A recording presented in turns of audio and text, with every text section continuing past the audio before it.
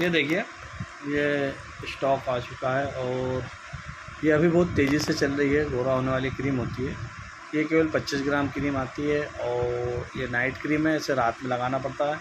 जिन लोगों के चेहरे पे पिंपल्स है, बार बार पिंपल्स हो जाते हैं, या डार्क सर्कल है, या चेहरे पे कालापन है, चेहरे पे झारियाँ हैं, चेहरे पे चिकनाई नहीं है, चेहरे पे चमक नहीं है, तो महिलाएं वो पुरुष से ज़रूर इस्तेमाल कर सकते हैं। ये हर्बल प्रोडक्ट है। इसका किसी भी प्रकार का आपको कोई साइड इफ़ेक्ट नहीं है, किसी भी प्रकार का इससे आपको कोई नुकसान नहीं होगा और ये काम करने में भी बहुत तेज़ी से काम करता है। मार्केट में वैसे तो बहुत सारी क्रीमें हैं और वो अपना अपना काम करती है। ये आपको तीसरे से चौथे दिन ही रिजल्ट देती है। बहुत सारी क्रीम 7 दिन, 10 दिन, 15 दिन में रिजल्ट देती है।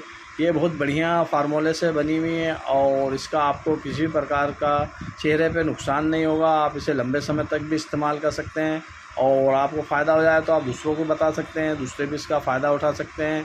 जो लोग गोरा होना चाहते हैं, खूबसूरत दिखना चाहते हैं, चेहरे पे चमक नहीं है, तो वो लोग इसे ज़रूर इस्तेमाल कीजिए।